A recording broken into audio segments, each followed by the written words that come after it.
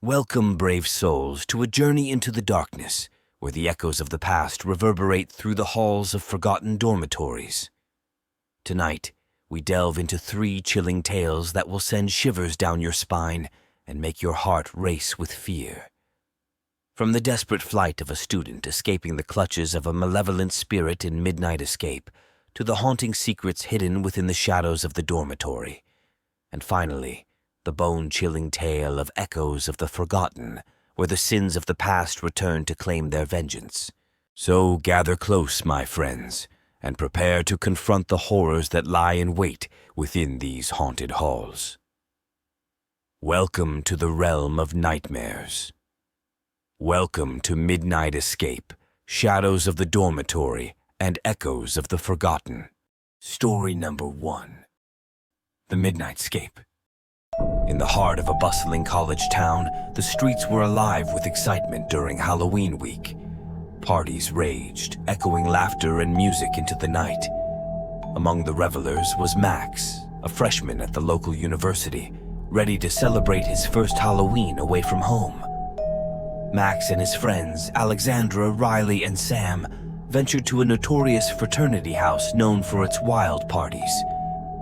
The night was young, and spirits were high as they joined the festivities, toasting to the football team's recent victory and dancing without a care in the world. But the joyous atmosphere took a sudden turn when chaos erupted. Shouts of cops filled the air, sending partygoers scrambling in every direction. In the midst of the panic, Max realized he had lost sight of his friends and his phone.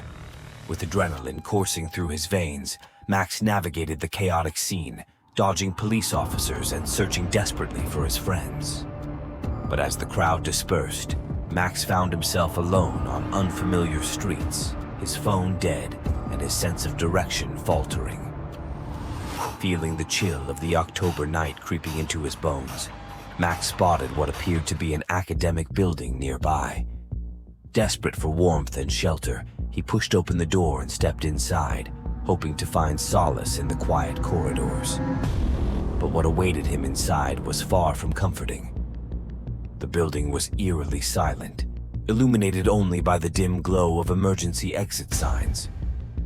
Max's footsteps echoed through empty hallways as he wandered deeper into the labyrinthine structure, his heart pounding with every step. As he rounded a corner, Max stumbled upon a door that led to a dimly lit room.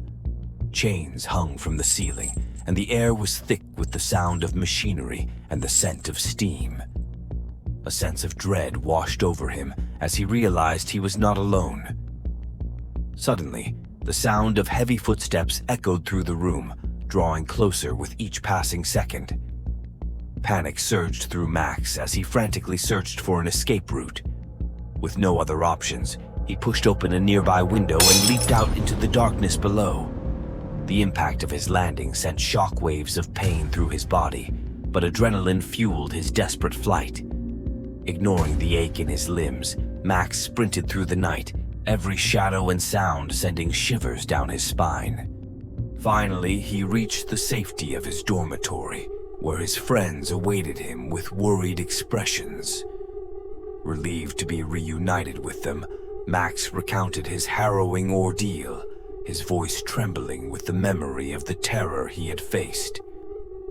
As dawn broke over the horizon, casting its warm light upon the world, Max couldn't shake the feeling of unease that lingered in the depths of his mind. Though the night's events would become a distant memory, he knew he would never forget the chilling encounter that had tested his courage and resilience. Story number 2. Shadows of the Dormitory. In the heart of the college town, nestled between the towering oak trees and the whispering winds, stood the imposing structure of Elmwood Dormitory. Its weathered facade bore witness to decades of secrets, its halls echoing with the laughter and whispers of generations past. Yet within its ancient walls, something sinister lurked, waiting to ensnare unsuspecting souls in its web of darkness. Our story begins with John, a sophomore at the local university, eager to embrace the independence and freedom that college life promised. He arrived at Elmwood Dormitory with excitement, ready to embark on a new chapter of his life. Little did he know that his journey would lead him down a path fraught with terror and despair. As John settled into his cramped dorm room, he couldn't shake the feeling of unease that lingered in the air. Strange occurrences became commonplace. Flickering lights, unexplained shadows dancing along the walls, and an eerie chill that seemed to permeate the very essence of the building. Initially dismissing these as mere figments of his imagination, John soon realized that something malevolent lurked within the dormitory's depths.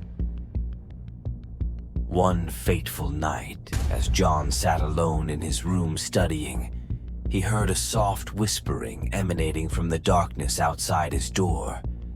Ignoring the voice of reason that urged him to stay put, he ventured into the hallway, his heart pounding with trepidation.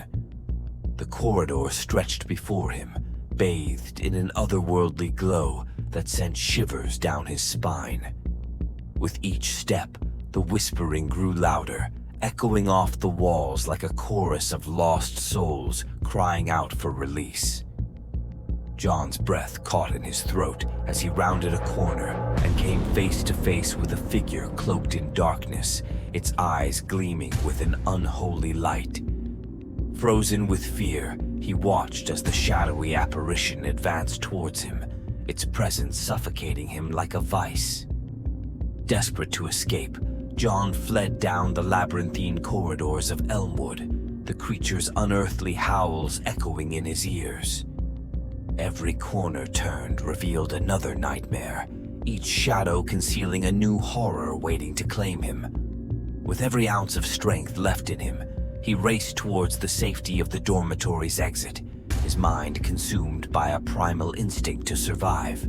At last, John burst through the doors into the cool night air, gasping for breath as he collapsed onto the dew-covered grass. The darkness that had engulfed Elmwood Dormitory seemed to retreat, vanquished by the light of the moon above. As dawn broke on the horizon, John knew that he had faced true terror and emerged victorious, forever changed by his harrowing encounter with the shadows of the dormitory. But the nightmare was far from over.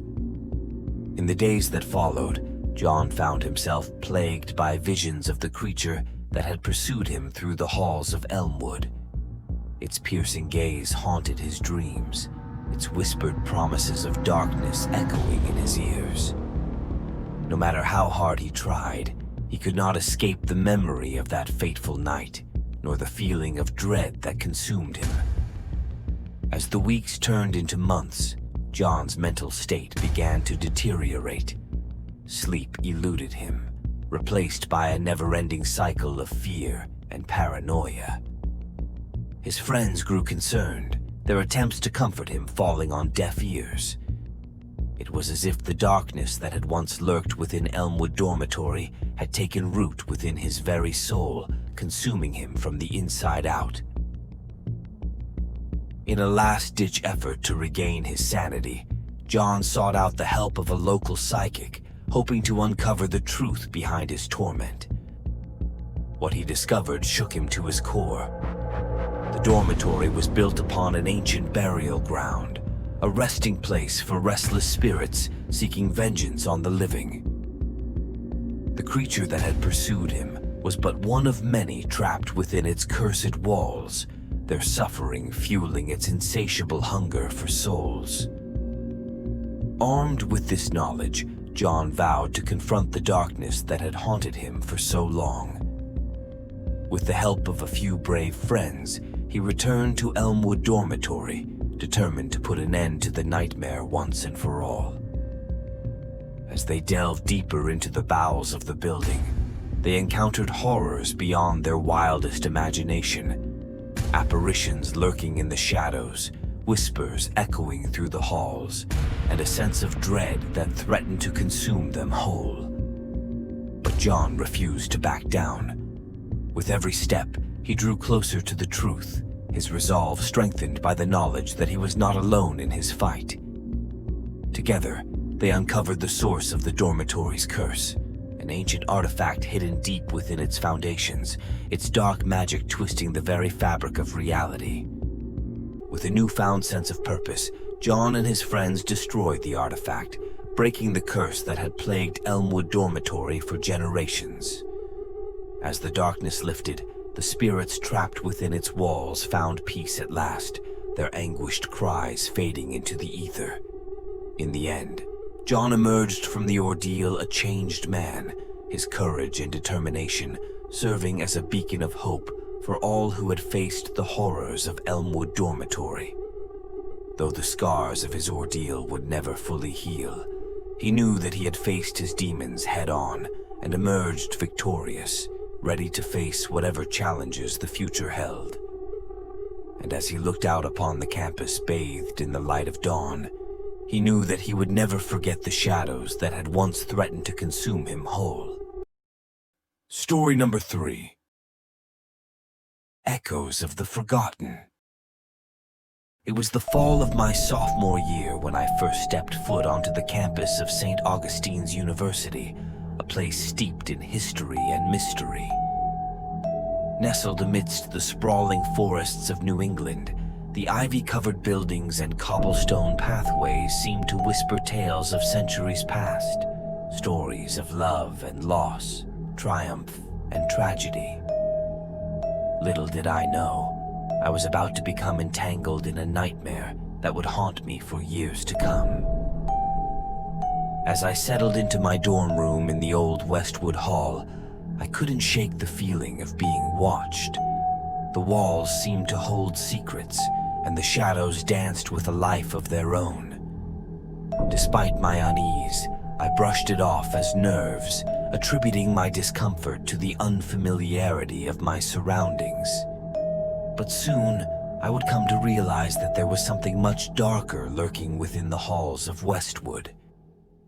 Late one stormy night, as I sat alone in my room studying for an upcoming exam, I heard it, a faint whisper echoing through the corridors.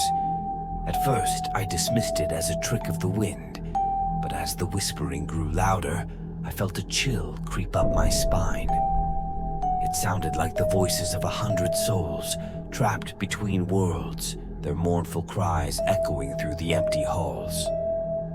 Unable to ignore the whispers any longer, I followed their haunting melody, my footsteps echoing off the worn floorboards as I ventured deeper into the bowels of the building. That's when I saw her, a spectral figure bathed in an ethereal glow, her eyes hollow and vacant as she beckoned me forward with a ghostly hand. I wanted to run, to flee from the apparition before me, but something held me in place, an invisible force binding me to her will.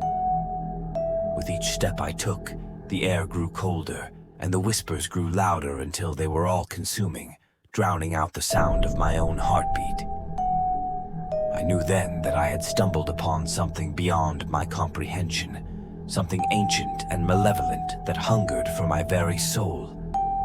In a desperate bid for escape, I turned and ran, my heart pounding in my chest as I fled from the specter that pursued me.